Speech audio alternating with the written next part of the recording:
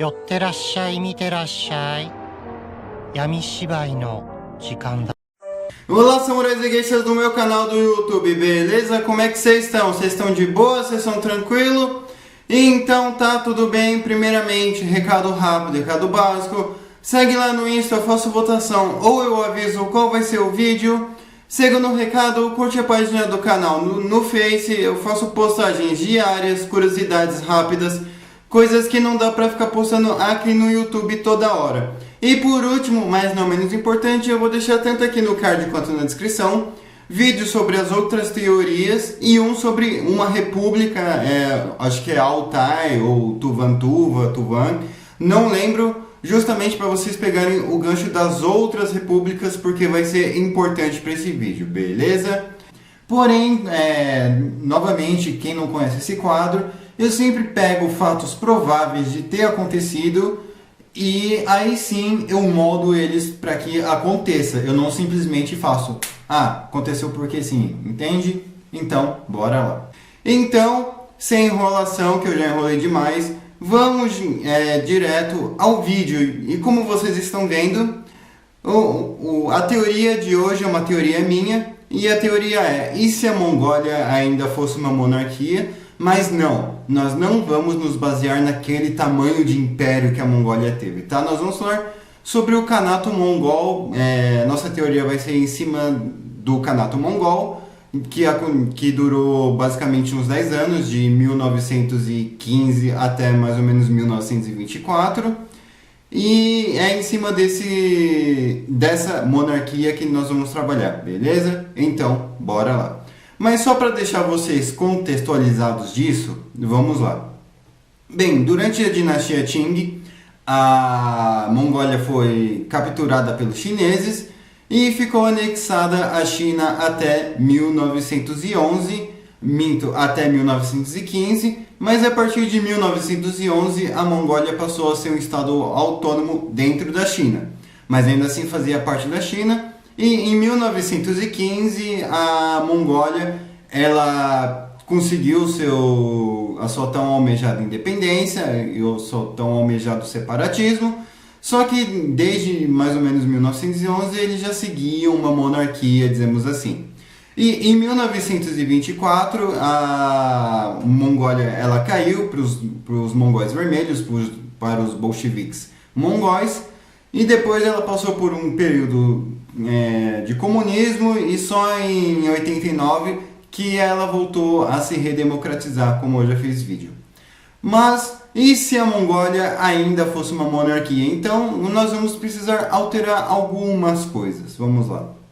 O primeiro é que o Khan não poderia ter sido preso na China, nem muito menos acusado de comunismo lá para ele ser preso. Então ele teria que continuar na Mongólia, ele teria que sim ter pedido ajuda dos chineses e ajuda do pouco que sobrou do exército branco ali dentro da Mongólia para combater os bolcheviques mongóis, beleza? Feito isso, ele consegue segurar a monarquia. Então, obviamente, vão ter alguns problemas de fronteira ali com a União Soviética, mas com a China nem tanto até o momento. Então vamos mantendo assim até adiantar para a Segunda Guerra Mundial. E obviamente não vamos alterar nenhum dos fatos. O Japão invadiu a Manchúria, invadiu a China, só que muitos lembram que sim, o Japão tentou invadir a Mongólia, mas a Mongólia era basicamente da União Soviética. Então, os mongóis eles acabaram meio que lutando contra os japoneses com a ajuda dos soviéticos. Mas nesse caso seria diferente. O porquê? Eu acredito que a Mongólia seria sim basicamente do eixo, não necessariamente do eixo em si, mas colaboraria com o Japão. Seria basicamente um estado fantoche do Japão. O porquê? Porque a Mongólia também tem territórios ocupados pela Rússia, União Soviética barra Rússia. E esses territórios são Buryatia, Altai, Altai-Kai, Tuvan e Tuvan-Tuva. E além de, lógico, a Mongólia Interior, ou a Mongólia do Sul, que está na China e que durante, né, a Segunda Guerra Mundial, o Japão sim conseguiu dar uma certa independência para a Mongólia do Sul, porém não para a Mongólia comunista. Então seria muito mais fácil para o Japão ter um aliado ali no centro entre a China e a União Soviética, porque facilitaria um ataque literalmente no meio dos dois países, podendo cortar os dois países no meio e podendo cortar os suprimentos, inclusive chegando a Chongsha na China, que, né, foi uma dificuldade para o Japão no finalzinho da guerra, e isso facilitou muito para que eles perdessem. E a União Soviética também, eles poderiam já cruzar pela Sibéria e cortar basicamente a União Soviética no meio. Lógico que não seria fácil. Mas nós não vamos alterar nenhum dos fatos aqui. Então vamos supor que, né, o Japão perdeu e a Mongólia acabou perdendo junto. Quem se manteria na ocupação? Bem, era muito mais provável que a China nacionalista se prontificasse a ocupar antes da União Soviética, porque o Mao Tse-tung também já almejava, o Chiang Kai-shek não, mas o Mao Tse-tung também já tinha um olho ali na Mongólia. Então, era muito mais provável que os nacionalistas chineses ocupassem a Mongólia durante o período da Guerra Civil Chinesa. E também para a União Soviética não ocupar e não ficar basicamente dentro da China, né, facilitando uma invasão. Então, a gente segue e a China nacionalista só desocuparia no finalzinho da Guerra Civil Chinesa, assim que, né, os nacionalistas tivessem perdido e vazado para Taiwan. Mas como é que fica esse vácuo de poder aí? Bem, vamos supor que também o governo atual da Mongólia não tenha cometido crimes de guerra o suficiente para eles terem que desmantelar o governo. Então vamos supor que ainda está lá o Kanato da Mongólia, o Reino da Mongólia, dessa vez ocupada por uma força estrangeira na Guerra Fria. Adivinha quem? Exatamente. Talvez, muito bem provável, que os Estados Unidos. Mas isso ia ter um grande problema. Qual seria o problema? A Mongólia está no centro da China, basicamente, e da União Soviética. A Mongólia está cortando esses dois. Então, seria um problema dos três lados. Por quê?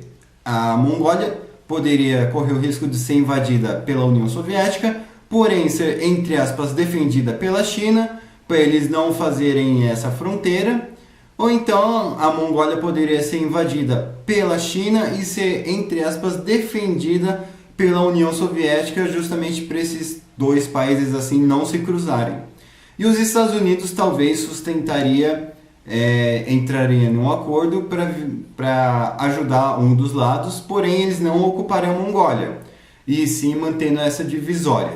E uma outra coisa que poderia acontecer também é que a Mongólia, justamente por não ser um país comunista, ela poderia servir de exílio para diversos partidos, tanto chineses quanto soviéticos, porque obviamente ele não seria um país comunista e não chegaria a falar assim, olha, tem uns caras aqui pedindo exílio e tal, eu prendi, só vim buscar. Então, muito mais provável que essas pessoas se sentissem muito mais seguras para buscar exílio ou até mesmo fugir para a Mongólia do que continuar na China e na União Soviética.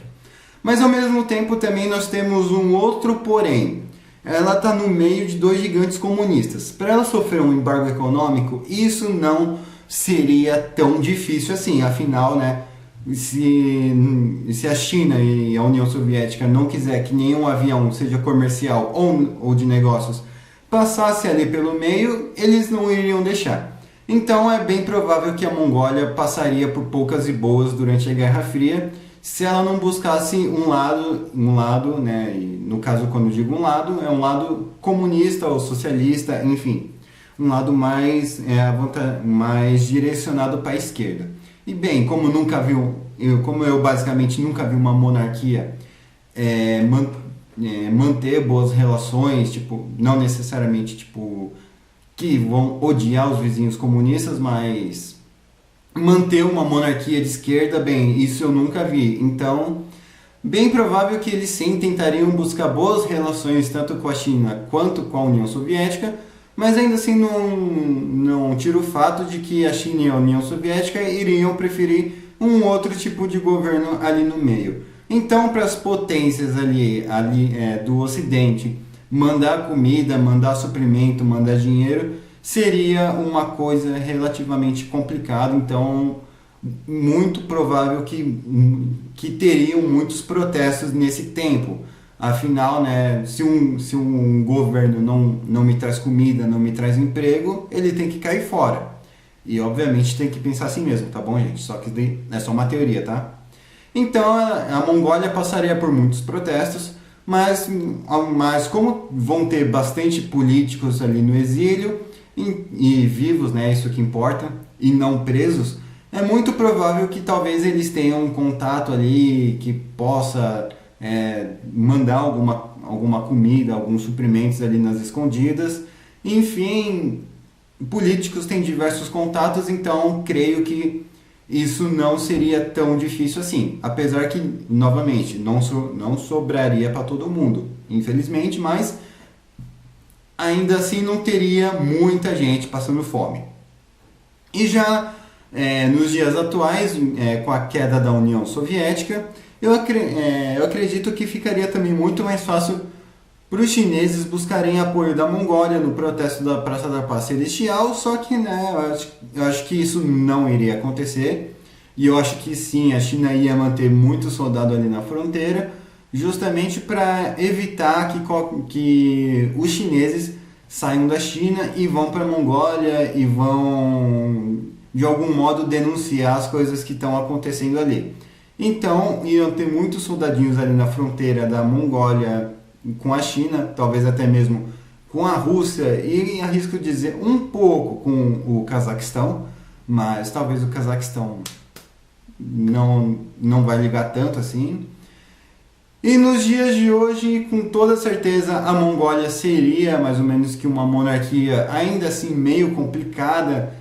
Eles tentariam fazer um negócio meio parlamentar, meio constitucional, e pode ser que daria certo, mas durante a Guerra Fria eu acredito que eles beirariam uma monarquia absolutista por conta dos protestos, né, das sanções econômicas, entre outros, beleza? Mas enfim, eu espero que vocês tenham gostado desse vídeo. Eu vou deixar a thumb aí para vocês tirarem print caso vocês queiram. Curte a página do canal no Face, peçam suas teorias, eu demoro, mas eu faço. E o que você achou dessa teoria? Você gostou? O que você incrementaria? O que você tiraria? Deixe aí nos comentários e deixe as suas teorias aí no comentário, beleza? Enfim, curte o vídeo, compartilha, se inscreve. Falou e fui!